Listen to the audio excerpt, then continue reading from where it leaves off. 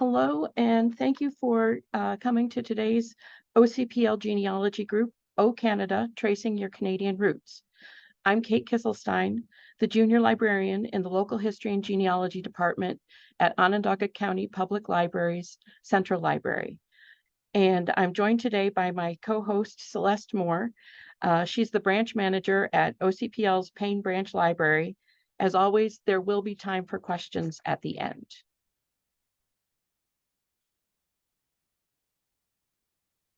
We'll start off today's program by going over some of the records you can find online at the Library and Archives Canada, which is also known as the Bibliothèque et Archives Canada. So while here we'll use the acronym LAC, you may also see its French equivalent BAC. First up will be the Canadian Census records and their alternatives, including a peek into the newly released 1931 Census of Canada. Next will be an overview of the types of immigration records held by the LAC, followed by an overview of its citizenship and naturalization databases. We will then cover some of the titles available at Central Library's Local History and Genealogy Department, as well as other resources available through Onondaga County Public Libraries and your own library. So the Library and Archives Canada Census records, they have several holdings of early census and census-related documents. The related documents include military censuses, lists of property owners, population totals, and tax assessment rolls. Note that these early records do not necessarily contain all names, and many are incomplete, but all are a good resource if you can trace Canadian ancestors back to the 17th and 18th centuries in particular. The province with the earliest holdings is Quebec, starting in 1640, and the provinces with the latest holdings are Newfoundland and Labrador, which go to 1945. Next, we have the pre-Confederation censuses, which fall between 1825 and 1861. Prior to 1867, enumeration took place at different times for different areas. Unfortunately, not many have survived, but those that did have been digitized and made available by the LAC. Note, however, that these early censuses usually only counted heads of households, typically the senior male inhabitant. Another set of records available through the LAC are the censuses of the prairie provinces, with the earliest being the 1870 census that was taken for Manitoba after it joined the Confederation. Due to the rapid population growth in these provinces during the early 1900s, it was decided to take an additional census starting in 1906, then every 10 years thereafter, alternating with the national censuses. Newfoundland and Labrador censuses are in a separate category at the LAC. It's important to note that while some early records exist for Newfoundland, the earliest dates to 1671, that it wasn't included in the censuses of Canada for 1851 to 1931, as it wasn't a province until 1949. Labrador, however, was counted in the 1871 Census of Canada under Quebec as Labrador District, and then again in the 1911 Census of Canada under the Northwest Territories as Labrador Subdistrict. The censuses taken in Newfoundland in 1921, 1935, and 1945 are still in the process of being indexed, and the completed indexes are searchable online on the Newfoundland Grand Banks genealogy site. The Census of Canada is perhaps one of the most popular archives at the LAC, given that it currently has indexed versions of records from 1871 to 1921, and the most recently released 1931 is in the process of being indexed. Note that not all provinces and territories were included in the 1871 and 1881 censuses.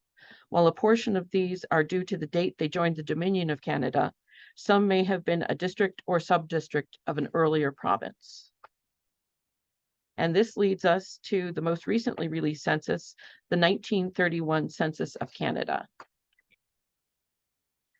Given that the United States recently released the 1950 federal census, you'd think that Canada's release of their 1931 census wouldn't be a big deal. but it's only the 7th census to have been released since the Confederation of Canada in 1867. And it's the first time the LAC has been able to provide online access to a census on the first day permitted by law. In this case, June 1st, 2023, or 92 years after the date of the census was taken. There are details on the lives of nearly 10.4 million people, including William Shatner, who was born early in 1931, on over 234,687 imaged pages. While it's true that currently you can only browse the 1931 census by subdistrict, it's being indexed and verified by LAC's Ancestry and Family Search International partners. So, what can you expect from this browsable version of the 1931 census? Only Schedule 1, the population schedule, was preserved, as is the case for all past censuses. Among the details available on this census are the answers to 2 new questions. Does the family own a radio? And if this person was unemployed, what was the cause? When browsing the 1931 Census of Canada, it's important to note that not all subdistrict names or boundaries for 1931 match those of the 1921 census. And I did try and look up William Shatner, and there's 24 subdistricts that he could be in. It was a little bit intimidating. Once the verified index is complete later this year, you'll be able to search the records on the LAC's aggregate census search, which allows you to search all index census and census-related records, starting with the 1825 Lower Canada census records up to the 1926 Prairie census records. The census search allows you to choose which years to search and allows for searching not just by name, age, and gender, but also ethnicity, birth country, religion, and occupation, as well as the district, subdistrict, and division. So another set of records available through the LAC website is immigration records. The first is passenger lists to 1935, with the majority of passenger lists dating from 1865 to 1935. That said, the LAC does have some holdings of passenger lists from before 1865, notably passenger lists for the French regime from 1608 to 1760, and those for the British regime from 1760 to 1865. The passenger lists from 1865 to 1922 are searchable by name, plus year or date of arrival, and by ship's name. The passenger lists and border entries 1925 to 1935 were from handwritten documents. So as some of the original documents are very difficult to read, some information in the database may be incorrect and or incomplete. The manifest indexes cover the period from March 1st, 1906 to December 1920. Starting in 1906, immigration staff began indexing, which means standardizing the information, the names found in the passenger lists. Instead of making a master index, they indexed each passenger list separately. These are the manifest indexes. Poor legibility or gaps in surviving passenger lists make them unreliable. The manifest indexes are sometimes the only way to find an immigrant's arrival information. The indexes are arranged by date of arrival rather than by port. Some of the lists are not in exact date sequence. The indexes include the ports of Quebec, Halifax, and St. John. The next group of immigration records deals with border entry records, 1908 to 1935. Note that there are none before 1908. The 2 main types you will find are border entry lists from 1908 to 1918 and 1925 to 1935. The interim years of 1919 to 1924 are covered by individual Form 30 records. In 1908, the Government of Canada started recording border arrivals on border entry lists, which were the official record of immigration. There are no immigrant applications or files. The lists are arranged by border port and date of entry.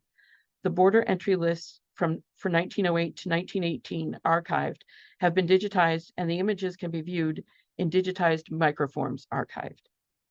The lists are arranged by border port and date of entry. If you do not know those details, consult the immigration indexes and research page for nominal indexes. Once you have the complete reference, the border entry lists can be consulted in digitized microforms archive. The border entry lists that include surnames starting with the letter C have been indexed in the passenger lists 1925 to 1935 nominal indexes. From January 1st, 1919 to December 31st, 1924, the Department of Immigration and Colonization required that individual forms, the Form 30, be completed and submitted to immigration officers at border ports. Instead of the large sheet border entry lists previously in use, a form was submitted for each individual, including children and some returning Canadians. However, the names of accompanying dependents were sometimes listed on the back of the head of households form. Note, the United States National Archives and Records Administration holds records of arrivals from Canada 1895 to 1954. This is also known as the St. Albans list. Those records include Canadians traveling to the U.S. to visit or work. Note that the NARA has microfilm holdings, but the list is available online through Family Search as well. For immigration that occurred after 1935, the records are held by Immigration, Refugees, and Citizenship Canada, and copies of these records are not available through the LAC. Library and Archives Canada holds records relating to citizenship. They are indexed and digitized in these databases. Citizenship registration records, 1851 to 1945, Montreal Circuit Court.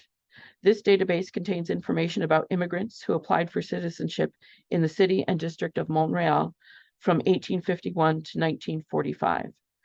Most of the documents are from 1868 to 1916. Naturalization lists, 1915 to 1951.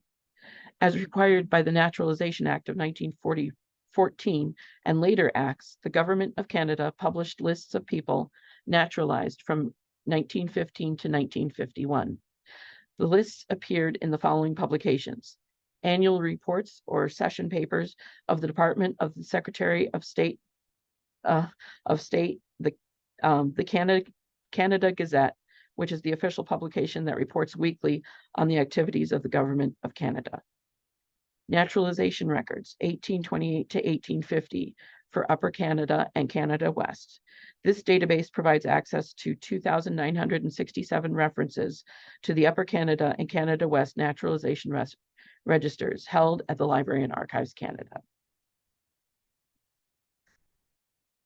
And now we come to select titles in local history and genealogy at Central Library.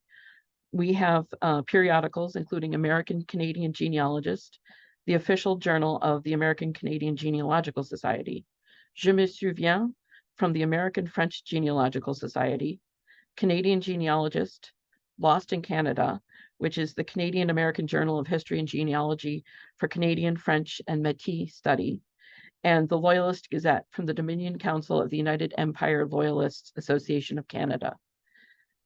Central Library's Local History and Genealogy Department has several rows of shelves, as you can see, devoted to family genealogies, both published and in manuscript form, as well as collections from lineage societies. The regional history holdings can help you to better get a feel of where and when your ancestors lived.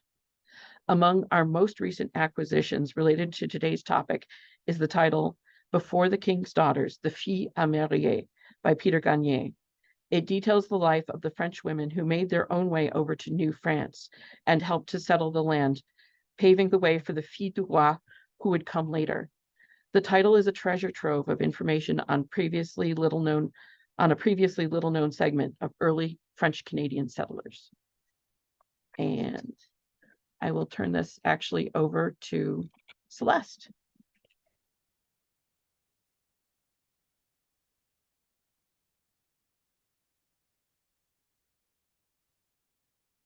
Oh, Celeste, you're muted. Sorry about that. Okay.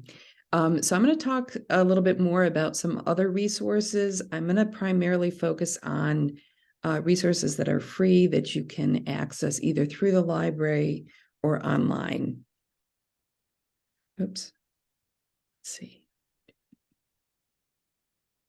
Hold on just a second. I'm going to share my screen. Oh, okay. So I need to stop. Unless you want to, do you want to continue? And then I'll just, Oh, let you I can continue then. Yeah. do that. So let Okay, me, so next slide. yes, please. There we Okay, so these are some things that I'm going to talk about in my portion of the workshop today. So Family Search is a website that we've talked about previously, and you can also do Canadian research there for your genealogy. The OCPL and many libraries offer Ancestry, the library edition. It's a free version of Ancestry. You're not able to do like messaging and family tree work with that, but it's available. You can get to a lot of records with that library subscription. Canadiana is another resource. It's a website.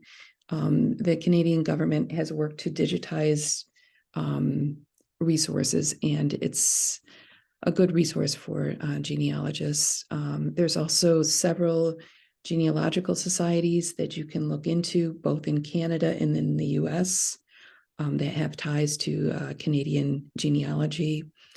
Also going to talk a little bit about Facebook groups. If you are looking for a particular region in Canada for your genealogy research, there are lots of Facebook groups that focus in on different regions and ethnic backgrounds, that type of thing, that are really good resources to look into. Also, translating and understanding the text. The old script is important. And I'm also going to touch a little bit on First Nations. So if you do have Indigenous family members, how to start to find information on that type of research. Okay, Kate. Okay, so Family Search. Family Search is a website that you can sign up for basic access. It is free. You can also go to local history, and that has the status of an affiliate library. So they have a next tier of access to the records. There's Family Search Center, which is in Liverpool. They do have limited hours. And then also there's the Family Search Library, which is located in Salt Lake City. But you can access quite a bit of things free and start your Canadian research with Family Search. Okay, Kate. So a Family Search has indexes, and they also have images of the Canadian records. Okay, Kate. So some things that you're going to find are you're going to find information on birth. You're going to find baptismal records, marriage. You can find death and burial records, census information, and like Kate was also talking about, immigration, and some information on occupations. This is just some of the stuff that you'll see in Family Search. Okay, Kate. So one way that you can, there's different ways that you can get to this information, but if you go to the Family Search website and you go to the search feature and you click on that, okay, Kate. From there, you can go to records, and then from there, you can see at the bottom right-hand side, it's search by place. So when you start typing in there, if you start typing Canada, it'll come up with other options for you. Okay, Kate. So you can search by Canada, and then it also gives you province areas that you can search by. So for my search, I actually did Quebec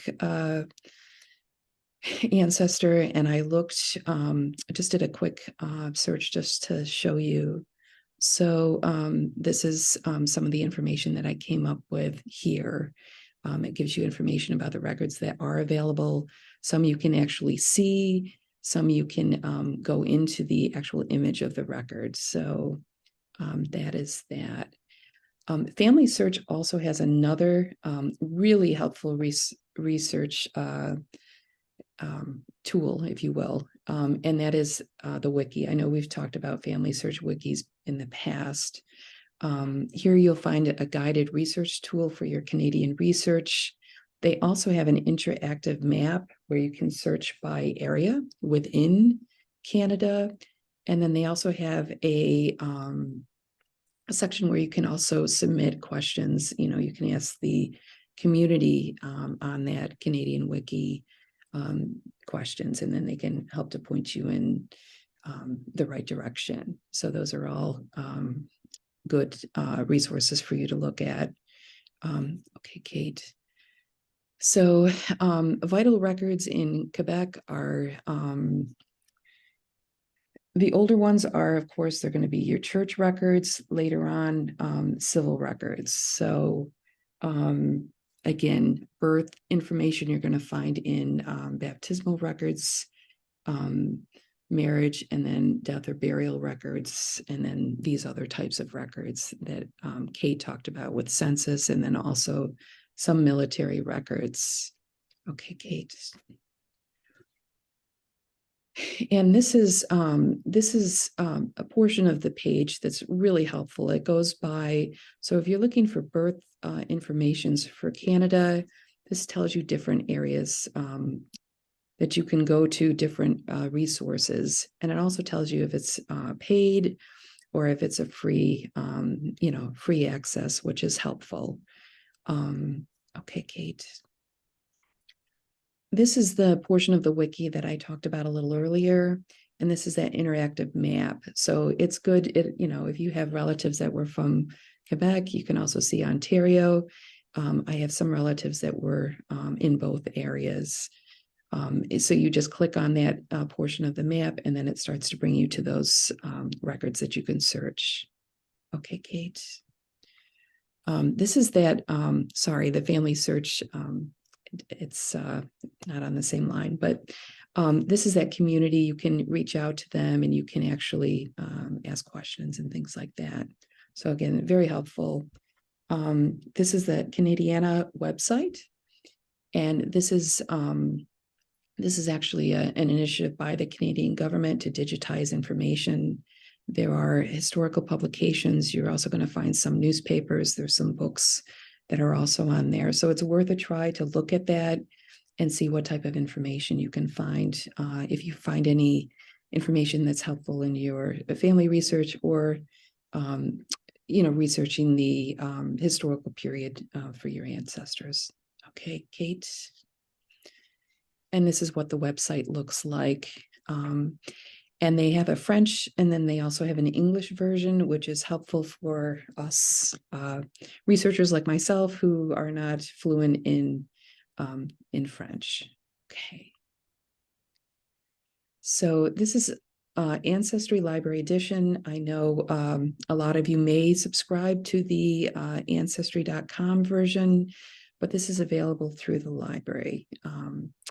And available through many different library systems, I believe. So OCPL has in library use only. Again, it's available at Local History. You can come to any of the city branches also. I believe many of the member libraries also. You can search for the records for free. Again, it's not a subscription base for the people using it. So personal family trees and private messages are restricted with this version. Okay. I just did a search in this Ancestry Library Edition for an ancestor and found them quite quickly. Again, it's a Quebec record, and it was a marriage record. And from there, it also links to other people that are mentioned in the record. I think you'll find, particularly with the French Canadian records, that they're the older records are mostly sacramental records, so they're very there's a lot of information that's included in there. You'll see parent information.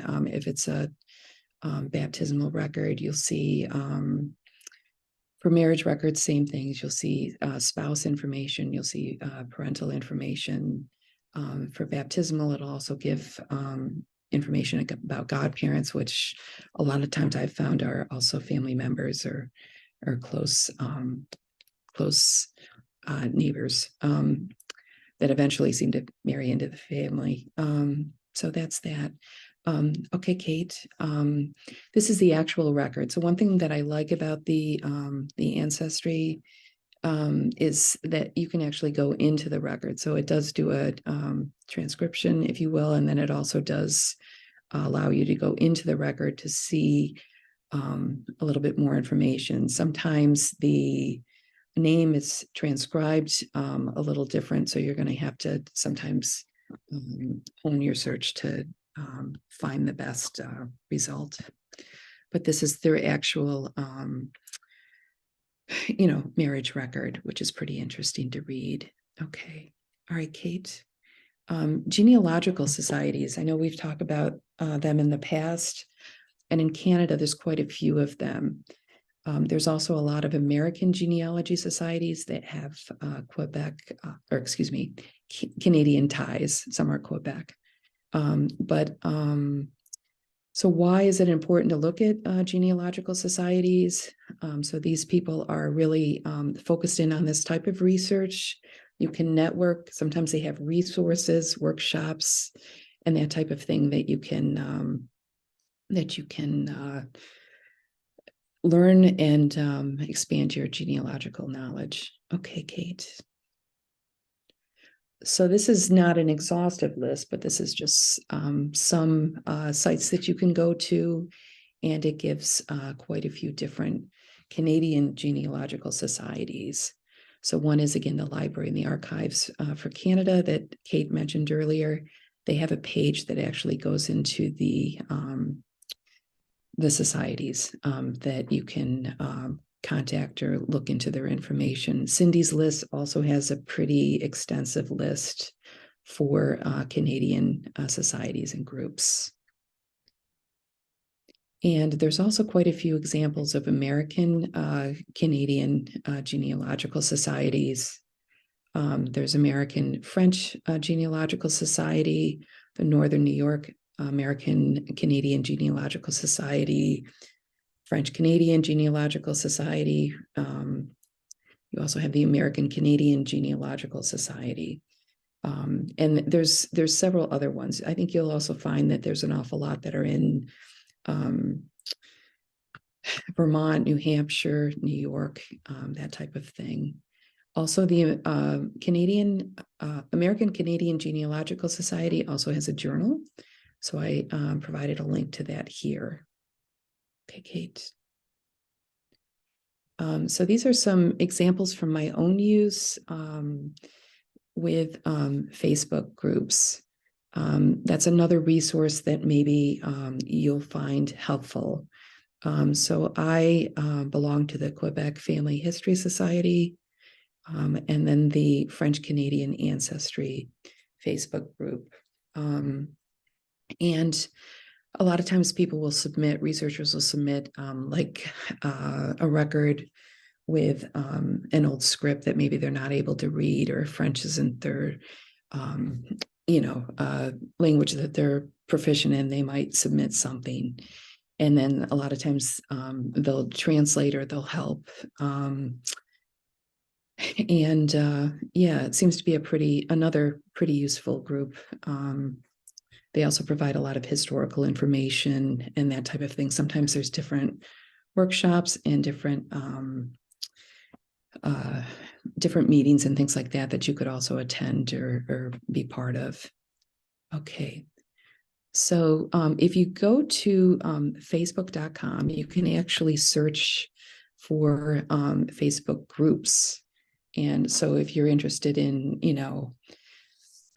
Ontario genealogy or Quebec genealogy, or if you just want to search Canadian genealogy, you'll find different Facebook groups, and then from there you can see a lot of them will require you to for the ones that I joined, you had to answer some questions. What were maybe some family names that are part of your research and your genealogy, or that type of thing. I think some of that's just to make sure you're not a robot and that you're actually interested in that particular genealogy research. Okay, Kate. So when you're looking at the script, and then also if you have records that are in a different language, Family Search has some other information that is pretty helpful. There is a word list on that. Kate, if you go to the next screen. This is for the French genealogical research. There's a word list, and that's pretty helpful for someone starting French Canadian genealogy or French genealogy. Okay, Kate. Google Translate is another way that you can, I know we've talked about that in the past. I know at least some of you have used that. I have used that also in the past. It's a helpful resource. Okay, Kate. And then Brigham Young University also has a tutorial in how to make sense of old handwriting styles. So they have it for French, they have it for Latin, they have it for different languages. That's worth looking into if you have any ancestors that their records may be in an old handwriting style and in a different language. Okay. I'm also just going to touch base a little bit on the DIT or DITE records for the French Canadians. That's a way that they, it's an alias or called or known by, you could say, and it's usually added to their last name.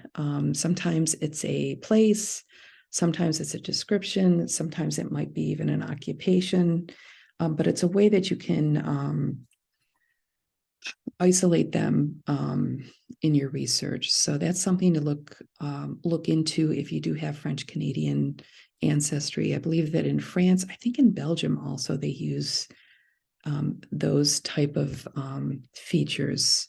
Okay, Kate. And if you're interested in learning a little bit more about this, this type of naming, these are some links that actually you can go and read a little bit more, and it tells you in more detail about this. Okay, Kate.